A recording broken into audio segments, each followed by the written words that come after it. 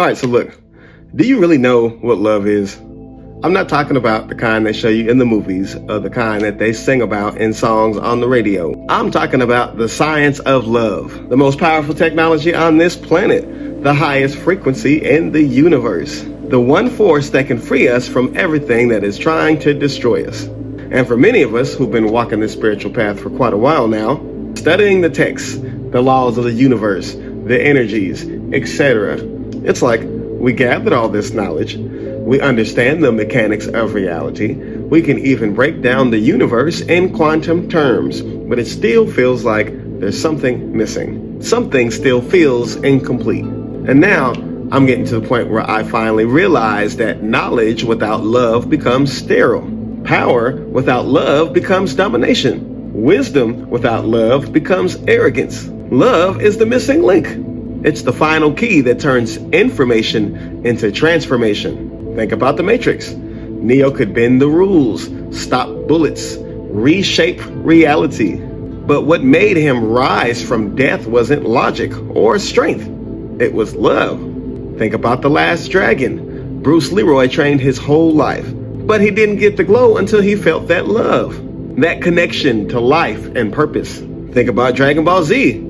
Goku only reached his highest levels when he needed to evolve because someone he loved was in danger.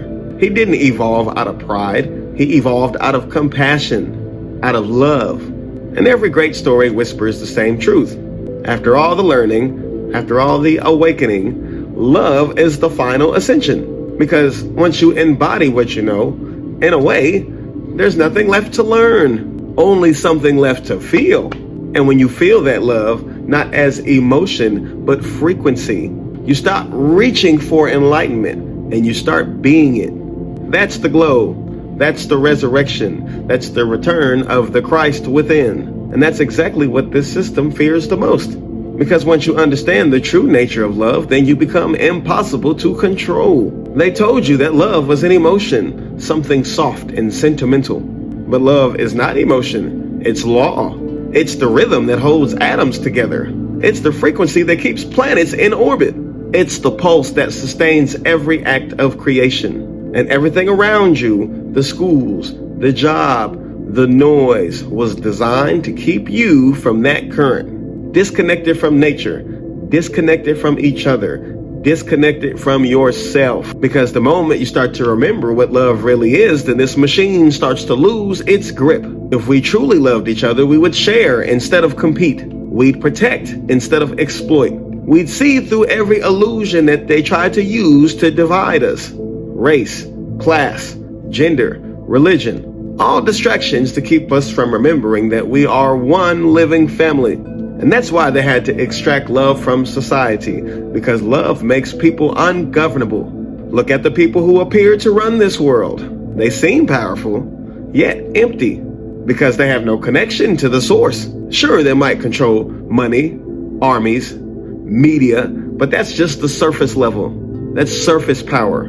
That's external, temporary. Think about it.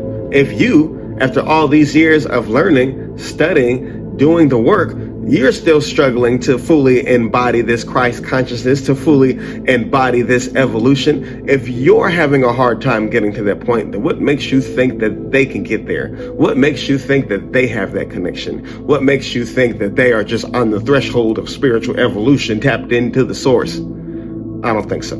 They can't. And the proof is in the fruits that they produce. Their creations destroy life. Their systems breed sickness. Their choices divide humanity. That's not power, that's disconnection. They move against the current of nature, so their energy consumes itself. And because they can't access the frequency of love, they don't want anyone else to either. And that's why every structure, every institution in this world teaches fear, teaches scarcity, teaches separation. Because love is the one energy that they can't counterfeit.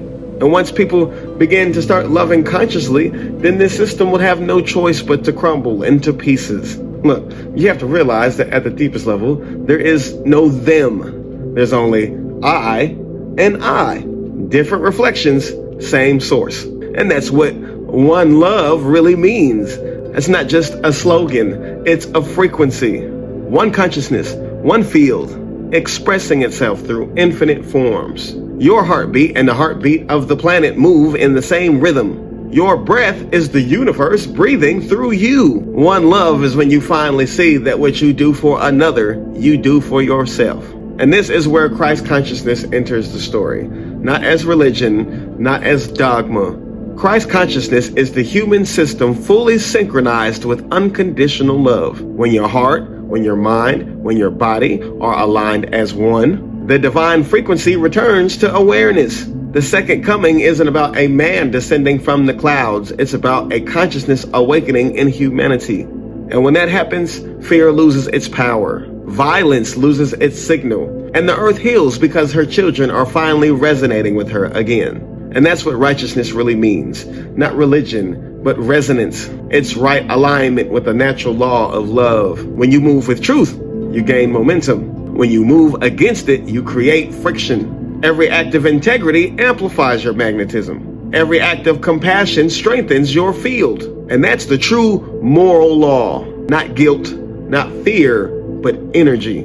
Now, you've heard people say things like, let go and let God. They say it like it's just surrender. And it is, but few ever stop to ask what it really means. Because if God is love, then let go and let God really means let go and let love. It means stop trying to control life through fear and allow the current of divine intelligence to move through you. We're not talking about a man in the sky. We're talking about that source consciousness that lives through you, as you, within you. God is the macrocosmic end of the same polarity that you are. You are a localized expression of that infinite awareness, a fragment of the all exploring itself through form. And you can see the proof everywhere. The spiral of your DNA mirrors the spiral of galaxies. The branching of your lungs mirrors the branching of trees. The veins in your hand mirror the rivers of the earth. The neurons in your brain mirror the network of stars in the cosmos. The way the blood flows through your body mirrors the way that the ocean currents flow through the planet. The electromagnetic field around your heart is the same as the electromagnetic field around the earth. The lightning that splits the sky mirrors the same pattern as the synapses firing in your brain. Even the structure of an atom with its nucleus and orbiting electrons is the same design as the solar system. From the micro to the macro, the blueprint never changes. It only scales. That's not poetry.